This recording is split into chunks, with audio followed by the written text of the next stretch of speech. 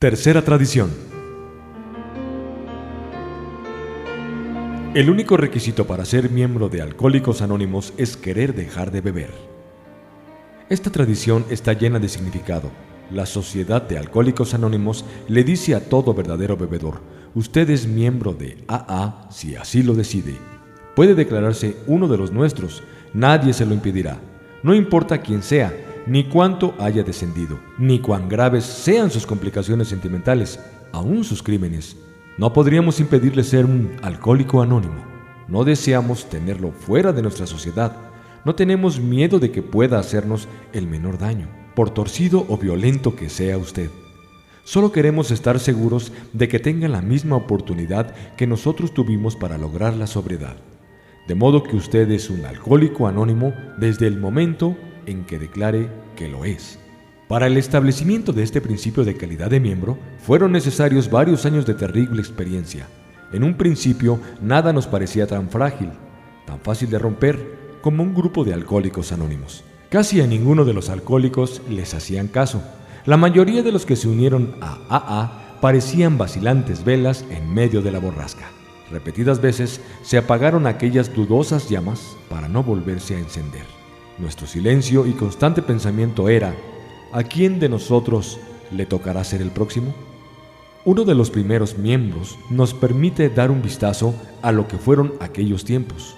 En una ocasión, nos dice, cada grupo de AA tenía infinidad de reglas que debían obedecer los miembros. Todos estaban aterrados al pensar que algo o alguien iba a hacer zozobrar la embarcación para arrojarnos a la bebida.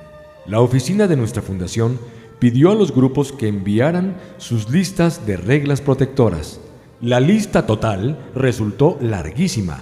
Si todas las reglas se hubieran hecho obedecer en todas partes, nadie hubiera podido ser miembro de AA, pues a tal extremo llegaba nuestra ansiedad y nuestro miedo.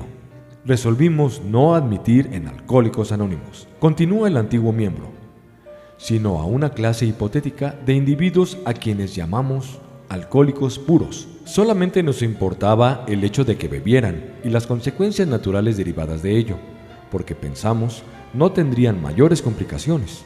Así que los pordioseros, vagabundos, asilados, presidiarios, excéntricos, locos y mujeres públicas quedaban definitivamente fuera. Sí, señor, no nos mezclábamos sino con los alcohólicos puros y respetables. Cualesquiera otros nos destruiría, sin la menor duda. Además, si recibíamos a gente tan extraña, el público no nos tomaría en cuenta. Tendimos, pues, una tupida cerca de protección alrededor de AA. Tal vez esto suene ahora cómico. Puede ser que se piense que los antiguos miembros fuimos más intolerantes, pero puedo asegurar que en ese entonces la situación no se nos hacía nada jocosa. Éramos inflexibles porque creíamos que nuestra vida y nuestros hogares estaban amenazados. Eso no tenía nada de risible. ¿Intolerantes? Más bien se diría que estábamos asustados. Claro está, comenzábamos a obrar como cualquier persona asustada. Después de todo, ¿no es el miedo la verdadera causa de la intolerancia? Sí, señor, fuimos más que intolerantes. ¿Cómo se iba a saber que tales temores carecían de fundamento? ¿Cómo se iba a saber que millares de esas personas tan aterradoras se recuperarían en forma tan sorprendente y se habrían de convertir en los mejores trabajadores y más íntimos amigos? ¿Podría haberse creído en ese tiempo que los AA iban a tener un promedio de divorcios que no pasa del 1%? ¿Podría haberse creído que personas tan molestas se iban a convertir en nuestros mejores maestros de paciencia y tolerancia? ¿Quién hubiera podido imaginarse que una sociedad compuesta por todos los caracteres concebibles fuera capaz de salvar todos los obstáculos de raza, credo, filiación política e idioma sin el menor trabajo? ¿A qué se debió finalmente que AA anulara todos los reglamentos sobre admisión de miembros? ¿Por qué dejó que cada cual decidiera si es o no alcohólico y si desea o no ser uno de los nuestros? ¿Por qué permitió que se diga, en contra de la experiencia de la sociedad y de los gobiernos de todo el mundo, que ni castigamos ni privamos de sus derechos como socio a ninguno de los AA? Y que jamás debemos obligar a ninguno a que pague cuotas, a que crea en algo o a que esté de acuerdo en todo lo que, Alcohólicos Anónimos propone? La respuesta que hoy vemos en la tercera tradición es de lo más sencillo que pueda imaginarse.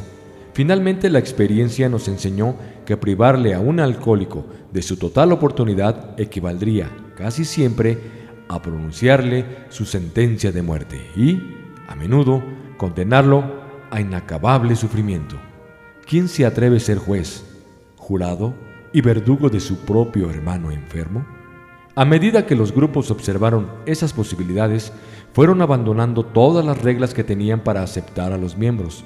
Las experiencias dramáticas que se fueron acumulando una tras otra terminaron por afianzar esa resolución, hasta volverlas nuestra tradición universal.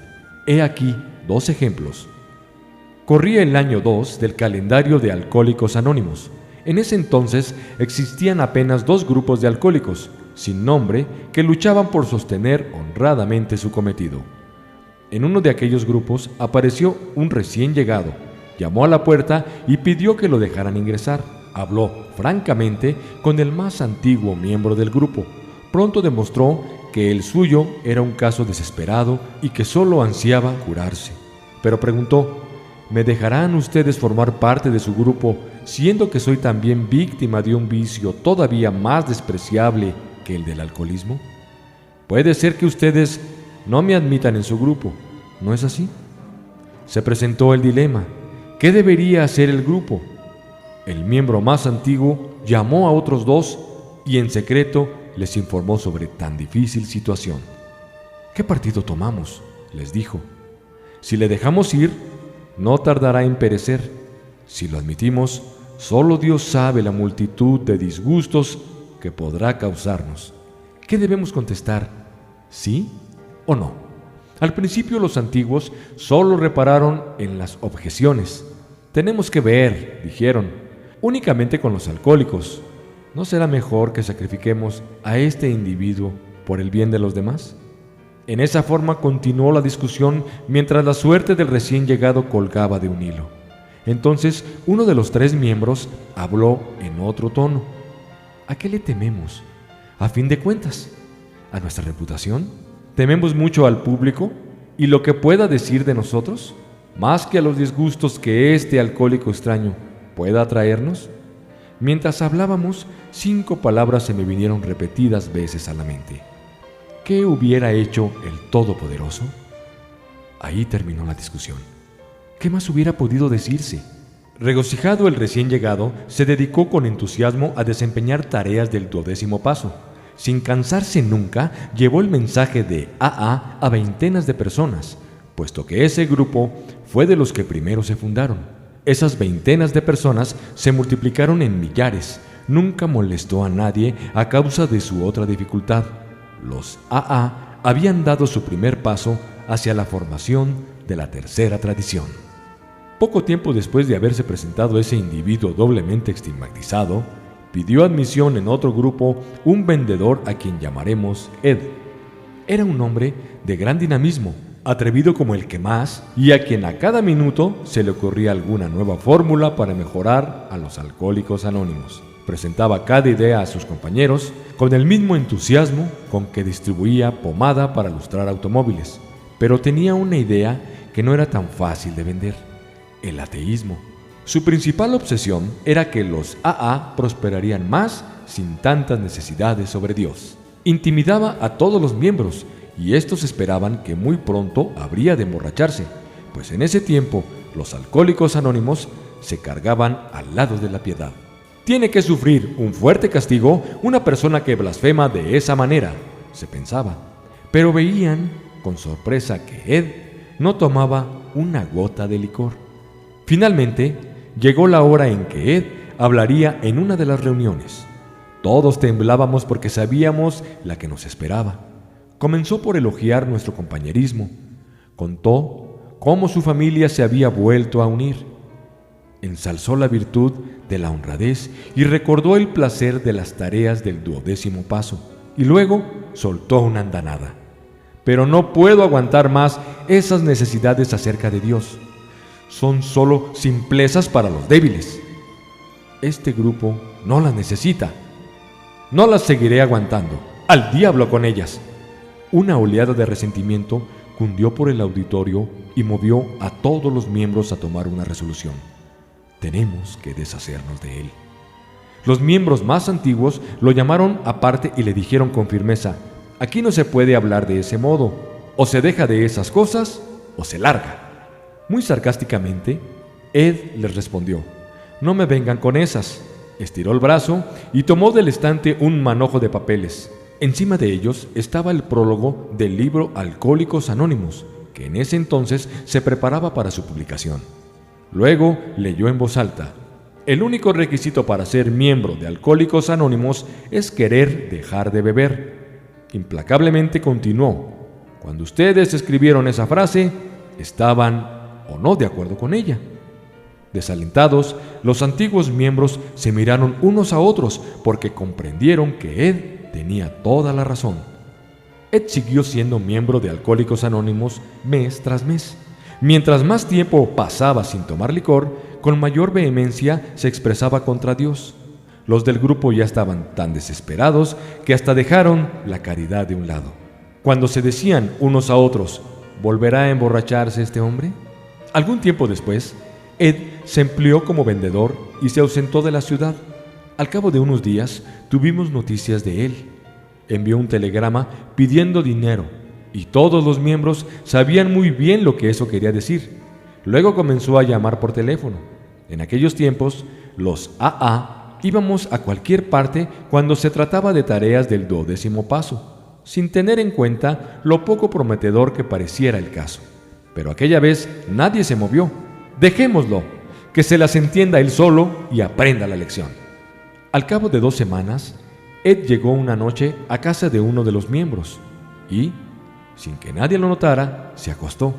Al día siguiente, cuando el jefe de la familia y uno de sus amigos desayunaban, oyeron ruido en el 2º piso. Para colmo de su consternación, se les presentó Ed. Con una sonrisa burlona, les dijo: ¿ya dijeron ustedes sus oraciones matinales? Pronto se dieron cuenta de que hablaba en serio. Poco a poco les fue relatando su historia. De paso por uno de los estados vecinos, Ed se había alojado en un hotel barato. Cuando le fallaron todas las súplicas de ayuda, pasaron por su afiebrada mente estas palabras: me han abandonado. Me han abandonado los míos. Llegó el fin. Todo ha terminado para mí. Moviéndose de un lado para otro de la cama, su mano tropezó con una cómoda y tocó un libro. Era la Biblia. Ed no contó más de lo que vio o sintió en ese cuarto de hotel. Era el año de 1938. Desde entonces no ha vuelto a beber. En nuestros días, cuando se reúnen los antiguos miembros que conocieron a Ed, siempre exclaman: ¿qué hubiera sucedido si expulsamos a Ed por blasfemo? ¿Qué hubiera sido de él y de todos aquellos a quienes más tarde ayudó? Así fue como la mano de Dios nos dejó entrever desde el comienzo que cualquier alcohólico puede ser miembro de nuestra sociedad cuando Él diga que lo es.